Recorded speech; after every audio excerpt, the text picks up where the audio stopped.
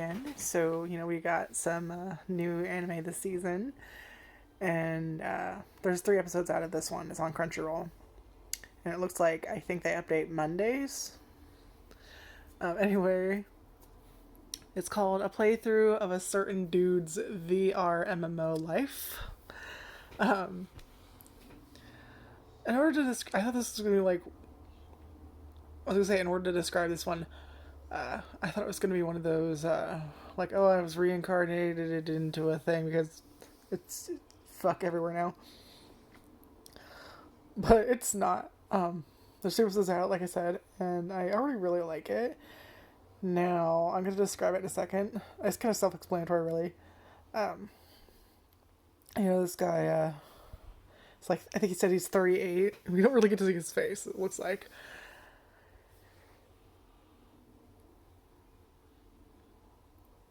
Sorry. I wasn't really sleeping well. We're having septic tank issues.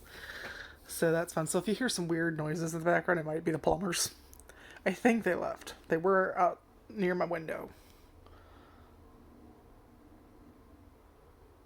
I don't know where the fuck they went now. If they left, if they're done, I don't know. So yeah, if you hear some weird noises, sorry about that. But so he's like this 38-year-old dude, and he just kind of,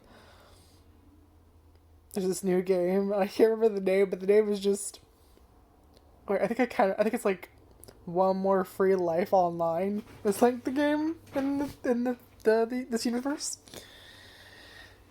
He has like a couple hours to play after work.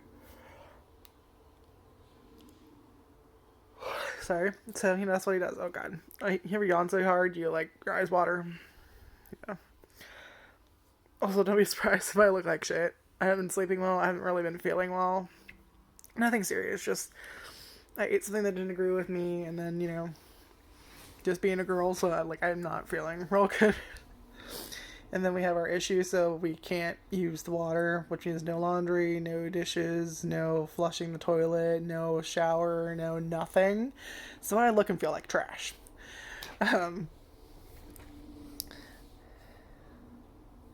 Yeah. So yeah, he just is this new VRMMO. VR is virtual reality, and MMO is what, massive multiplayer online, I believe. So think of World of Warcraft, essentially. It's kind of what it is. But think a newer version. What I mean by that is think a new game, but if I've never really played one, but I'm aware of them. I played literally a couple minutes of Warcraft, and that was it. And only because someone let me. I had no idea what the fuck I was doing. I created a character, ran around for a minute or two, and then I never touched it again. They had a subscription or whatever the fuck it is I didn't. And I completely forgot about it and was really interested in it. I don't know why I just wasn't. I don't know. So yeah, I'm aware of them. And they're pretty popular in anime too. Not just in Japan, in real life, obviously, but in a lot of stories. Sorry, like I said, I yawned, my eyes started to water. But it's pretty popular for characters to play a version of this in the game, whether it's just kind of the pastime or if it's the main function of the story. For those of you who've heard of Sword Art Online, this is one of those. So yeah, new game launches. I think he starts with the beta, and then they eventually launch it. But in Sword Art Online, it's much darker. I think I finished season 1 and 2 of Sword Art Online. I got to the point of the Rapey Fairy arc. Let's just put it that, and then I haven't seen the rest. I know there's more. I know there's Alicization or whatever. And I believe that's also on Crunchyroll. But I'm kind of, I didn't hate it. I didn't quite love Sword Art Online, so especially after the creepy molesty fairy, it really was okay, come on now. And I know goddamn well they pulled that shit again in Alicization. So I was I know they exist. Obviously, these horrible people exist in real life and in games. So, but at the same time, just, oh god, I'm so fucking tired of seeing the creepy damsel in distress being molested or, just someone being sexually disgusting towards them. It's really a turn off for lack of a better word, for me. So as soon as they pull that in an anime or something, I am instantly on guard. So you can imagine how I'm feeling right now when I know Goblin Hunter is back. I'm just like, oh, please, fuck. For those of you who don't know, Goblin Hunter is infamous for the very first episode that a beginner party, there was a rape scene. Like, God, it was, Jesus, so bad. It's infamously bad, and I don't mean it's like badly animated. I mean bad in the sense that like horrible shit happens to all of them, fucking all of them. Episode 1, but I liked it in the sense that right away, that warning they give you as soon as the show starts, like, fucking listen to it. Like, they punch you in the face with that shit. This isn't like a, oh no. Like, no, there's some trauma. Like, anytime I think of, like, really bad, creepy moment that instantly made me uncomfortable is that first episode of Goblin Slayer. It's, thank God that the rest of the show is so good. Because otherwise I would have just, because it's pretty triggering. It really is triggering, especially for those of you who have unfortunately gone through that kind of thing. It is very triggering. Why was I getting on that? No, seriously, how did we start talking about Goblin Slayer? I was talking about Sword Art Online, the creepy fairy, and how shows like that immediately make you turn, like, become defensive, and, like, I instantly enjoy the show less. Like, there are, like, levels to enjoyment to have a show, and as soon as you pull that shit, it hits, like, it drops down a level, and I'm like, okay, you gotta win me back, because otherwise, I'm not gonna tough it out. If a show makes you uncomfortable, don't force yourself to watch it, basically. So there have been a couple shows where I've had to be like, okay, I need you to win me back somehow, because otherwise I'm not gonna. And Goblin Slayer is one of the biggest examples of that, where thankfully the rest of the show was so good and so interesting. Otherwise, I would 100% would have clicked off the first episode the second that happened, because good goddamn do they go dark. They go fucking Dark Souls on that bullshit. This is no joke. Anyway. So yeah. Way off topic there. But, I was talking about MMOs, wasn't I? I think that's how I started it, and then I compared it to an anime that was well known as an MMO, where they're playing it was Sword Art Online. And why I stopped watching Sword Art Online. That's how we got to this conversation, right? Okay, sorry. 8 minutes in. Okay. It's nowhere near that dark. I'm sorry. I'm whoosh showing off on a fucking rant there down a rabbit hole to the dark web or something. I don't know. Anyway, but it's much more like, hey, much more light-hearted. Where it's just a guy kind of like after work playing one of these new games that have launched, and he kind of decides he wants to play by himself. And the reason isn't like he's antisocial, it's because he's like a functioning adult, so he can only have a certain amount of hours per day to play this game, and he doesn't want to kind of like trouble his party or not enjoy the game because he's like he can't hook up with friends or whatever to play. Like, these games can be kind of farmy, it seems, where you might have to go to a certain area and you join a party, and then you go to an area to like farm materials or something, or level up, or what have you, and it can take a lot of time out of you. And since he only has like 2-3 hours, he says, a day to play games or whatever, this game that he doesn't really get involved in parties. He kind of chooses skills he thinks people won't necessarily have, so they won't bug him. It's a little confusing. Like, I kind of get where they were going, but also I was a little confused by it. And one of the ones, I can't remember all skills he chooses, but you can choose quite a bit of skills at the start. Seems like usually seems like you can only pick like one job class and like 2 or 3 skills or something. Or he has sneak, kick, archery, farsight, medicine making, cooking, craftsmanship, I think woodworking. So like a good amount of stuff. So I was actually kind of surprised by that. And this is, I really enjoy this so far. And I think, like, actually thinking about why I enjoy it so much is it's very slice of life. Like, he's generally having fun. And I tend to like shows where, like, I think, I was thinking about, like, why I enjoy this type of show. And I've noticed that a lot of my favorites have this similar quality about them. I'm going to name some titles, and I think all of them are on Crunchyroll. That time I got reincarnated as a slime.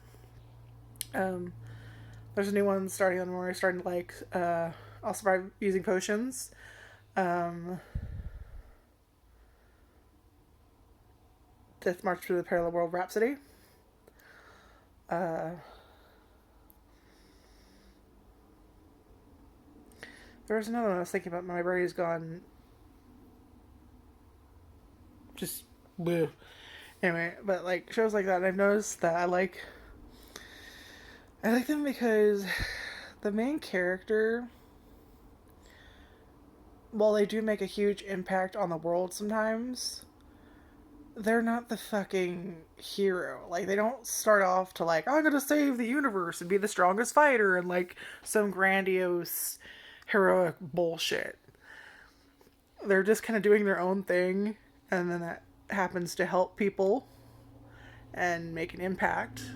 But they never really lose sight of what they want to do. It's not like, it's not their whole personality to save the fucking world. Like, does that make sense? And I've noticed that I like shows like that, like Rimuru. Rimuru just gets reincarnated from, that's why I got reincarnated as a slime. And he's just living his life.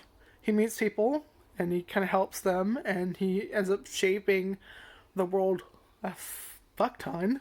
But he didn't set out to do that. He didn't set out to be the hero. He didn't set out to save the world. He didn't set out to become the grand master of a fucking guild or a kingdom or blah blah blah, like some like grandiose thing. He just kind of made the best of it and just really, really started killing it, like, you know. And then kind of the same in Deathmatch to the Parallel World Rhapsody, where he kind of gets split, trapped in a game or whatever. They don't really explain exactly what's going on, but it's assumed he's like trapped in a game somehow, or he's asleep and dreaming. Oh. But I want to know the season of that, by the way. And I know Slime just released a movie, which I believe they also added on Crunchyroll. And I believe it was in theaters. I don't know how long ago that was. I haven't seen it, but I think they added a movie to Crunchyroll. I think, did they? Like, I know they have the 2 seasons, or was it cores? I can't remember what the fuck they were called. And then they added the OVAs or whatever. And then they added some more OVAs, and I think they added a movie, but I can't remember because I haven't seen it. But